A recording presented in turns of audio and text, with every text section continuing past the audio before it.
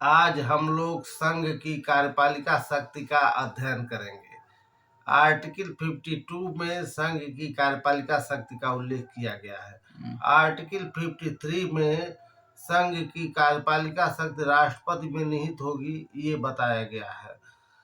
ये कार्यपालिका शक्ति का जो कंपोजिशन संगठन है, इसमें कार्यपालिका में कौन कौन शामिल होता है, किनको मिलाकर के कार्यपालिका का निर्माण होता है, तो इसमें राष्ट्रपति शामिल होता है, उपराष्ट्रपति शामिल होता है, प्रधानमंत्री और उसकी मंत्रिपरिषद शामिल होती है। इन सबको मिलाकर के कार्यपालिका शक्ति का गठन किया गया है। हमारे देश की कार्यपालिका दो प्रकार की होती है। एक तो अस्थायी कार्यपालिका होती है, जिसमें राष्ट्रपति, उपराष्ट्रपति, प्रधानमंत्री और उसकी मंत्रिपरिषद शामिल होती है। और एक अस्थायी कार्यपालिका होती है, जिसमें नौकरशाही जितने भी ब्यूरोक्रेट होते हैं वो शामिल होते हैं, जिनको सिविल सर्वेंट कहा जाता है। भारत का राष्ट्रपति फॉर्मल हेड अर्थात राष्ट्राध्यक्ष होता है, लेकिन औपचारिक अध्यक्ष के तौर पर औपचारिक प्रधान कहा जाता है। भारत के राष्ट्रपति को कॉन्स्टिट्यूशनल हेड की संज्ञा दी गई है, संवैधानिक प्रधान कहा जाता है। भारत का राष्ट्रपति को एक और नाम नॉमिनल हेड कहा गया है, मतलब नाम मात्र का प्रधान, अर्थात भारत के राष्ट्रपति के पास अपना कोई पावर नहीं होता है। भारत का राष्ट्रपति पूरी तरह से प्रधानमंत्री और उसकी मंत्रिपरिषद की सलाह पर काम करता है, अर्थात रियल पावर प्रधानमंत्री और उसके मंत्रिपरिषद के पास होता है। केवल देश का शासन राष्ट्रपति के नाम पर होता है, लेकिन राष्ट्रपति के पास पावर के नाम पर कुछ भी नहीं होता है। राष्ट्रपति बनने के लिए योग्यता क्या होनी चाहिए? तो राष्ट्रपति की योग्यता में सबसे पहली योग्यता है कि वह भारत का नागरिक होना चाहिए, वह कम से कम 35 वर्ष का होना चाहिए, वह लोकसभा का सदस्य बनने की योग्यता रखता हो। भारत का राष्ट्रपति वही व्यक्ति बन सकता है जो राज्य सरकार, केंद्र सरकार या किसी स्थानीय सरकार के अधीन किसी लाभ के पद पर कार्यरत न हो। भारत का राष्ट्रपति वह व्यक्ति बन सकता है जो न तो संसद का सदस्य हो और न ही राज्य विधानमंडल का सदस्य हो। अगर इन दोनों में से किसी का भी सदस्य हो तो उसको अपने पद से त्याग पत्र देना होगा। राष्ट्रपति का निर्वाचन एक इलेक्टोरल कॉलेज अर्थात निर्वाचक मंडल के द्वारा होता है। निर्वाचक मंडल का निर्माण कैसे होता है? तो निर्वाचक मंडल का निर्माण संसद के निर्वाचित सदस्यों और सभी राज्यों की विधानसभाओं के निर्वाचित सदस्यों तथा संघ शासित क्षेत्रों की विधानसभाओं के निर्वाचित सदस्यों के द्वारा होता है, जिसमें 2 संघ शासित क्षेत्र की विधानसभाएं शामिल होती हैं, पांडिचेरी और राष्ट्रीय राजधानी क्षेत्र दिल्ली। राष्ट्रपति का कार्यकाल 5 वर्ष का होता है।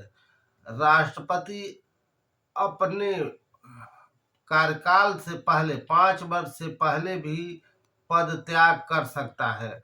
अगर राष्ट्रपति पद त्याग करता है तो अपना रेजिग्नेशन लेटर जो है उपराष्ट्रपति को संबोधित करते हुए सौंपता है, और उपराष्ट्रपति राष्ट्रपति के त्याग पत्र की सूचना सबसे पहले लोकसभा के स्पीकर को सूचना देता है। और पार्लियामेंट के द्वारा राष्ट्रपति का पद धारण करने के लिए उपराष्ट्रपति को कह दिया जाता है, क्योंकि भारत का राष्ट्रपति भारत की तीनों सेनाओं का सेनापति कहा जाता है। अर्थात अगर हमारे देश का सेनापति नहीं होगा तो हमारी देश की सुरक्षा खतरे में हो जाएगी। इसलिए हमारे देश के राष्ट्रपति का पद खाली नहीं होना चाहिए, तो तुरंत उपराष्ट्रपति उस पद को धारण कर लेता है। भारत का राष्ट्रपति जब शपथ लेता है तो संविधान की रक्षा का शपथ लेता है। अगर संविधान की रक्षा करने में असमर्थ पाया जाता है तो संसद के द्वारा उसके ऊपर महाभियोग का प्रस्ताव लाया जाता है। भारत के राष्ट्रपति को महाभियोग के द्वारा भी हटाया जा सकता है अगर संसद को ये लगे कि भारत का राष्ट्रपति संविधान की रक्षा करने में असमर्थ है तो संसद के द्वारा भारत के राष्ट्रपति पर महाभियोग का प्रस्ताव ले आया जाता है और यह प्रस्ताव संसद की 1/4 सदस्यों की हस्ताक्षर सहित 14 दिन पूर्व राष्ट्रपति को इसकी सूचना दी जाती है और राष्ट्रपति को इस नोटिस का जवाब या तो राष्ट्रपति संसद में खुद उपस्थित होकर के स्पष्टीकरण दे या अपनी प्रतिनिधि के माध्यम से इस नोटिस का जवाब दे सकता है। अगर उस जवाब से संसद संतुष्ट होती है तो प्रस्ताव पास नहीं होगा। अगर संसद असंतुष्ट होती है तो वोटिंग में प्रस्ताव जब पास हो जाता है तो भारत का राष्ट्रपति अपना पद छोड़ देता है और ये महाभियोग का प्रस्ताव 2/3 बहुमत के द्वारा संसद के सभी सदस्यों के 2/3 बहुमत द्वारा पास होना चाहिए और तब राष्ट्रपति जो है अपने पद को छोड़ देगा। भारत के राष्ट्रपति को कुछ वेतन और भत्ते दिए जाते हैं। वर्तमान में भारत के राष्ट्रपति को वेतन के रूप में 5 लाख रुपए दिए जाते हैं और भारत के राष्ट्रपति को जो वेतन दिया जाता है भारत की संचित निधि अर्थात कंसोलिडेटेड फंड से दिया जाता है। भारत के राष्ट्रपति को कुछ अन्य सुविधाएं जैसे भत्ते के रूप में भी दी जाती है। भारत के राष्ट्रपति की शक्तियां, भारत के राष्ट्रपति को कई प्रकार की शक्तियां मिली हुई है। जैसे भारत के राष्ट्रपति को लेजिस्लेटिव पावर मतलब विधायी शक्तियां मिली हुई है। भारत के राष्ट्रपति को एग्जीक्यूटिव पावर के रूप में अर्थात कार्यपालिका की शक्तियां मिली हुई है। भारत के राष्ट्रपति को डिप्लोमेटिक पावर अर्थात कूटनीतिक शक्तियां मिली हुई है। भारत के राष्ट्रपति को जुडिशियरी पावर अर्थात न्यायिक शक्तियां मिली हुई है। भारत के राष्ट्रपति को इमरजेंसी पावर अर्थात आपातकालीन शक्तियां मिली हुई है। तो हम बारी बारी से एक एक शक्तियों के बारे में जानेंगे। भारत के राष्ट्रपति का जो पहला पावर है जिसको हम लेजिस्लेटिव पावर कहते हैं अर्थात विधायी शक्तियां। विधायी शक्तियों में राष्ट्रपति को कुछ शक्तियां दी गई जिसमें भारत का राष्ट्रपति लोकसभा निर्वाचन के बाद जो पहली बैठक होगी संसद की उस बैठक में अभिभाषण करता है और जो अभिभाषण करता है वो अभिभाषण जो है जो उसका भाषण होता है सरकार की नीतियां होती है जो कैबिनेट सेक्रेटरी अर्थात मंत्रिमंडलीय सचिव द्वारा लिखा गया होता है। अभिभाषण के बाद धन्यवाद प्रस्ताव पारित होता है। अगर उस राष्ट्रपति की अभिभाषण के पक्ष में धन्यवाद प्रस्ताव पास हो जाता है तब तो सरकार बनी रहती है। अगर प्रस्ताव धन्यवाद प्रस्ताव फेल हो जाता है अर्थात राष्ट्रपति के अभिभाषण के खिलाफ अगर वोटिंग ज्यादा हो जाती है तो पूरी सरकार गिर जाती है क्योंकि राष्ट्रपति कुछ अपना नहीं बोलता है, वो सरकार की नीतियों का ही उल्लेख करता है जो कैबिनेट सेक्रेटरी अर्थात मंत्रिमंडलीय सचिव के द्वारा लिखा गया भाषण होता है। भारत का राष्ट्रपति हर साल सेशन बुलाने का काम करता है। भारत का राष्ट्रपति सेशन को बुलाने का काम करता है और भारत के राष्ट्रपति के द्वारा ही सेशन माने सत्र का समापन भी किया जाता है। जो भी बैठकें होती है साल में 2 बैठकें होती है 6-6 महीने के अंतराल पर, तो सत्र को बुलाना और उसका समापन करना भारत के राष्ट्रपति का काम है।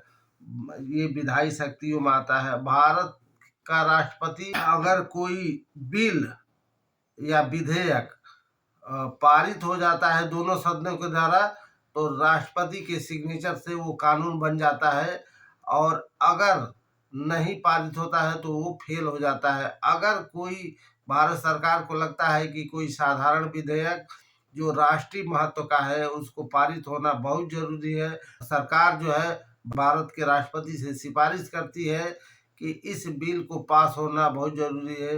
अगर वो एक सदन में पास हुआ है दूसरे सदन में फेल हुआ है तो सरकार के सिफारिश पर भारत के राष्ट्रपति को ज्वाइंट सेशन अर्थात संयुक्त अधिवेशन बुलाने का अधिकार है।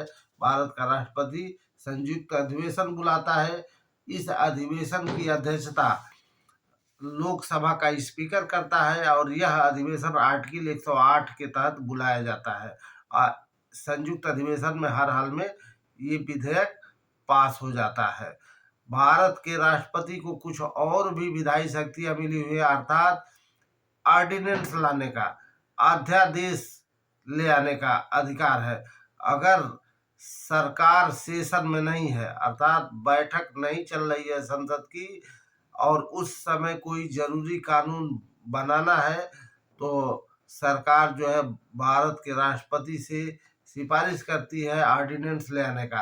तो राष्ट्रपति जो है आर्टिकल 1, 2, 3 123 के तहत अध्यादेश ले आता है, और उस अध्यादेश के द्वारा जो कानून बनता है वह संसदीय कानून की इतना ही महत्वपूर्ण होता है। लेकिन बस ये होता है कि जो ऑर्डिनेंस के द्वारा, अध्यादेश के द्वारा जो कानून बनता है, केवल 6 सप्ताह के लिए होता है। 6 सप्ताह के अंदर अगर संसद की बैठक शुरू हो जाती है तो उस कानून का समय आगे तक के लिए बढ़ाया जा सकता है, और अस्थायी कानून के रूप में वो अध्यादेश अस्थायी कानून का स्थान ले सकता है। लेकिन अगर 6 सप्ताह के अंदर संसद का सत्र शुरू नहीं होता है तो वह कानून अपने आप स्वतः ही समाप्त हो जाएगा। भारत के राष्ट्रपति को दूसरा पावर एग्जीक्यूटिव पावर दिया गया है। एग्जीक्यूटिव पावर अर्थात कार्यपालिका से संबंधित शक्तियां हैं, और कार्यपालिका से संबंधित शक्तियों में राष्ट्रपति को अधिकार है कि वो अपॉइंटेंट अर्थात नियुक्ति कर सकता है, कुछ महत्वपूर्ण अधिकारियों की नियुक्ति कर सकता है। भारत का राष्ट्रपति प्रधानमंत्री की नियुक्ति करता है, और प्रधानमंत्री की सलाह पर उसके मंत्रियों की नियुक्ति करता है। भारत का राष्ट्रपति सुप्रीम कोर्ट के चीफ जस्टिस और अदर जस्टिस, भारत के सर्वोच्च न्यायालय के सभी न्यायाधीशों की नियुक्ति भारत का राष्ट्रपति करता है। हाई कोर्ट के मुख्य न्यायाधीश और अन्य जजों की नियुक्ति भी भारत का राष्ट्रपति के द्वारा की जाती है। भारत का राष्ट्रपति संघ लोक सेवा आयोग के अध्यक्ष और सदस्यों की नियुक्ति करता है। भारत का राष्ट्रपति महान्यायवादी की नियुक्ति करता है। भारत का राष्ट्रपति नियंत्रक एवं महालेखा परीक्षक की नियुक्ति करता है। तो ये सब भारत का राष्ट्रपति विभिन्न राज्यों के राज्यपालों की नियुक्ति करता है। तो भारत के राष्ट्रपति को ये सभी अधिकार एग्जीक्यूटिव पावर के तहत मिले गए हैं। कार्यपालिका शक्तियों के अधीन ये पावर मिला हुआ है नियुक्ति का। भारत के राष्ट्रपति को तीसरा पावर जो मिला हुआ है उसे हम डिप्लोमेटिक पावर अर्थात कूटनीतिक शक्तियां कहते हैं। भारत का राष्ट्रपति कूटनीतिक शक्तियों का प्रयोग दूसरे स्टेट मतलब कंट्री होता है, उस हिसाब से भारत का राष्ट्रपति अपने देश का एम्बेसडर दूसरे देश में भेजता है, राजदूतों की नियुक्ति करता है दूसरे देशों में, और उन दूसरे देशों के एम्बेसडर अर्थात राजदूतों को रिसीव करता है अपने देश में। ये कूटनीतिक शक्तियां है। भारत का राष्ट्रपति कूटनीतिक शक्तियों के तहत फॉरेन अफेयर अर्थात विदेशी संबंध स्थापित करता है। जो संधि समझौते होते हैं दूसरे देशों के साथ, ये सभी संधि समझौते भारत के राष्ट्रपति की कूटनीतिक शक्तियों के अधीन आते हैं। भारत के राष्ट्रपति को जुडिशियरी पावर मिला है, जो चौथा पावर है, न्यायिक शक्तियां। न्यायिक शक्तियों के तहत भारत का राष्ट्रपति किसी सजा याफ्ता अर्थात सजा पाए हुए व्यक्ति की सजा को कम कर सकता है या क्षमा कर सकता है। भारत का राष्ट्रपति आर्टिकल 72 के तहत मौत की सजा पाए हुए व्यक्ति को क्षमा कर सकता है, उसकी मौत की सजा को माफ कर सकता है, या उस सजा को आजीवन कारावास में बदल सकता है या कम कर सकता है। लेकिन अब यह मौत की सजा को माफ करने का अधिकार भारत के राष्ट्रपति का सीमित कर दिया गया है। अब इसकी सुप्रीम कोर्ट के द्वारा समीक्षा की जाएगी कि भारत का राष्ट्रपति जिस व्यक्ति की मौत की सजा को माफ किया है उसमें कहीं पक्षपात तो नहीं किया है। अगर पक्षपात नहीं है तो ठीक है, अगर पक्षपात पर आधारित मिलेगा तो सुप्रीम कोर्ट मौत ये माफी की सजा को खारिज कर सकता है। भारत के राष्ट्रपति को 5वें नंबर पर इमरजेंसी पावर की शक्तियां है, इमरजेंसी पावर है जिसे हम आपातकालीन शक्तियों के नाम से जानते हैं। भारत के राष्ट्रपति को आर्टिकल 352 के तहत राष्ट्रीय आपात की घोषणा कर सकता है। ये शक्तियां हैं। राष्ट्रीय आपात की घोषणा 42वें संविधान संशोधन के तहत व्यवस्था थी कि अगर देश में गृह युद्ध जैसे अर्थात आंतरिक अशांति की स्थिति है तो उस स्थिति में भारत का राष्ट्रपति राष्ट्रीय आपात की घोषणा कर सकता है, या बाह्य आक्रमण अर्थात दूसरे देश के द्वारा हमला कर दिया गया है तो उस स्थिति में राष्ट्रीय आपात की घोषणा कर सकता है। लेकिन इस पावर का दुरुपयोग होने के कारण 44वें संविधान संशोधन द्वारा आंतरिक अशांति शब्द को हटा करके उसके जगह सशस्त्र विद्रोह शब्द को जोड़ दिया गया। अर्थात अब जो भी गृह युद्ध की स्थिति है या अर्थात आंतरिक अशांति की स्थिति है, हथियारबंद लोगों द्वारा अगर किया जा रहा है, माहौल खराब किया जा रहा है, तब राष्ट्रीय आपात की घोषणा की जा सकती है। आपातकालीन शक्तियों में आर्टिकल 356 में राष्ट्रपति शासन का भी प्रावधान है। अगर किसी राज्य का शासन संवैधानिक तरीके से नहीं हो रहा है अर्थात संवैधानिक तंत्र विफल हो जाता है तो इसकी सिफारिश अगर राज्यपाल के द्वारा की जा सकती है। राज्यपाल राष्ट्रपति का ही प्रतिनिधि होता है राज्यों में। अगर राज्यपाल इसकी सिफारिश करता है केंद्र सरकार से कि इस राज्य में राज्य का शासन संविधान के अनुसार नहीं हो रहा है अर्थात संवैधानिक तंत्र विफल हो गया है, तो राष्ट्रपति के द्वारा उस राज्य में राष्ट्रपति शासन लगा दिया जाता है।